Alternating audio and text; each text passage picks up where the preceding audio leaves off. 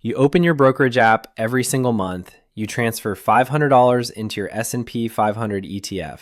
You feel responsible, smart even. Every single financial expert, every retirement guide, every coworker who figured it out tells you the same thing. Just buy the index and wait. It's the closest thing to guaranteed wealth building. Except it's not. The data shows that 99% of people who follow this advice blindly will fail to meet their actual retirement goals. Not because the strategy is wrong, because they're missing something critical that no one talks about. Let me show you what they left out. Let me introduce you to Jason. He's 32, makes $80,000 a year, and he's doing everything right. Every month, $500 automatically transfers from his checking account into a low-cost S&P 500 index fund. He's been doing this for 6 years. He plans to do it for another 30. Jason ran the numbers. Historical average returns of 10% per year. At that rate, his $500 monthly contributions will grow to $1.1 million by the time he's 62. On paper, he's set. He's winning the game without even trying. Except, he's not. Here's what Jason doesn't understand. That 10% average return is a lie. Not because the number is wrong, it's accurate. The S&P 500 has averaged roughly 10% annually over the past century. The lie is in the word average. Because average returns are not your returns. They never were. Let me explain. Imagine two investors. Both contribute the same amount. Both hold for 20 years. Both experience the exact same average return of 8% per year. But investor A gets the bad years first and the good years later. Investor B gets the good years first and the bad years later. Same average, wildly different outcomes. Investor A ends up with nearly twice as much money as investor B. This is called sequence of returns risk. And it's the single biggest factor that will determine whether Jason retires wealthy or retires worried. The timing of market crashes relative to when you're adding money or withdrawing money changes everything. The average is meaningless if the sequence destroys you. Think about someone who started investing in 2000. The S&P 500 went nowhere for an entire decade.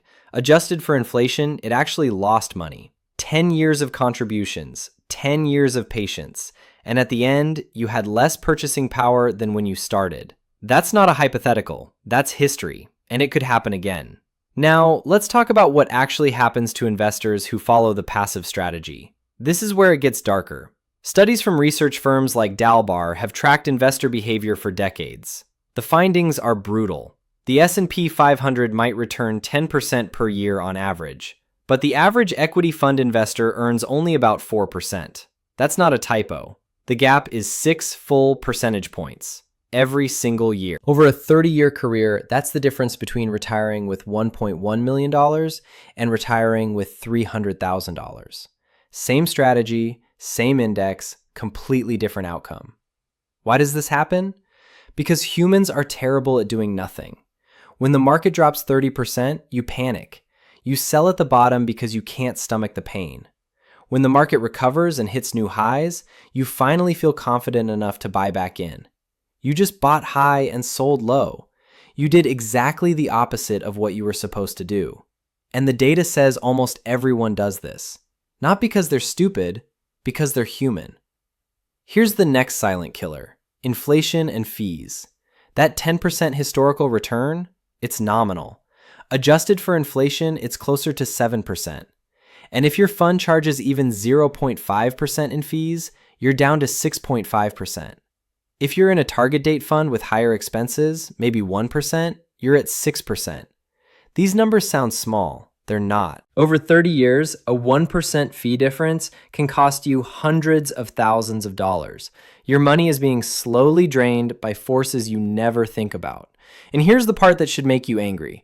The financial industry loves investors like Jason. Passive, predictable, fully committed. They set up automatic contributions and never ask questions. They absorb market crashes without complaining.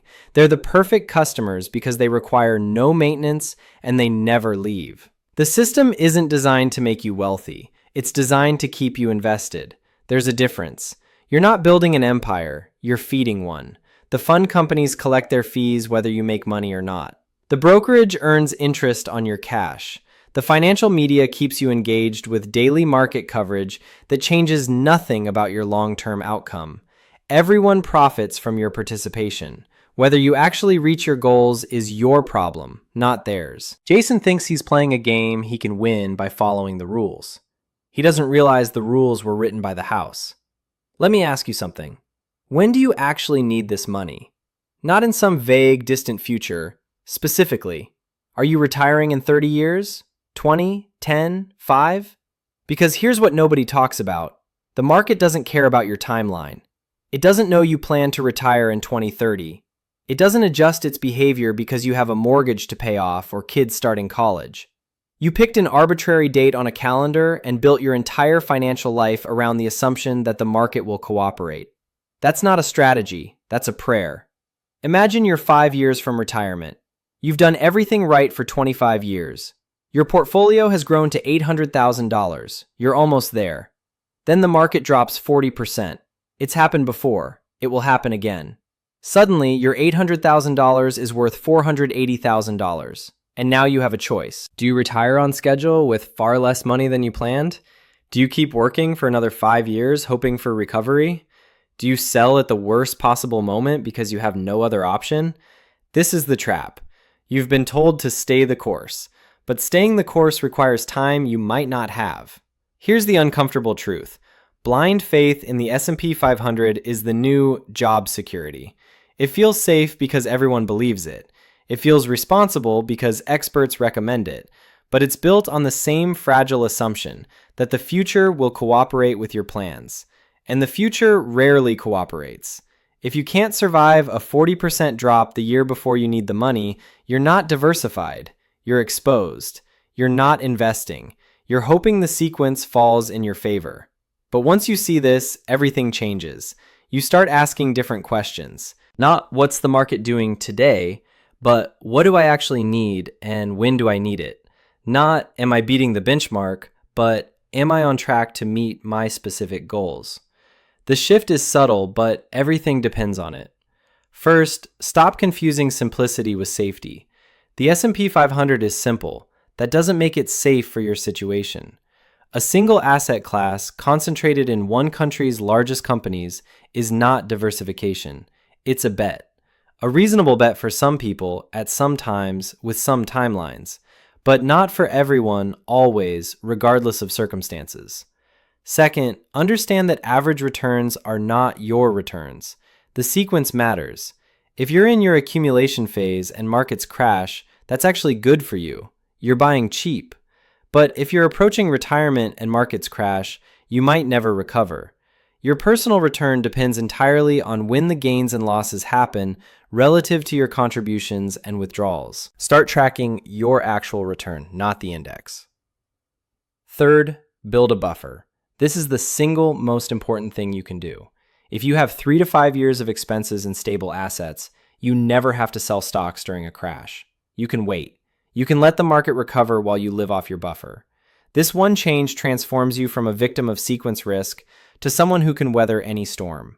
The buffer buys you time, and time is everything. The goal isn't to beat the market. The goal is to make sure the market doesn't beat you. The goal is optionality. The ability to make choices from a position of strength rather than desperation. When you have a buffer, when you understand your timeline, when you track your actual progress, you're no longer a passive participant hoping for the best. You're an active manager of your own financial life. Blind investing isn't a strategy. It's a prayer dressed up as wisdom. The people who actually build wealth don't just buy and hope. They understand the risks, they plan for the worst, they build systems that work regardless of what the market does next. You can do the same. It starts with seeing the trap for what it is. And now you do. If you want to learn more about building real financial resilience instead of just following the crowd, subscribe to this channel. We break down the systems that control your money and show you how to beat them.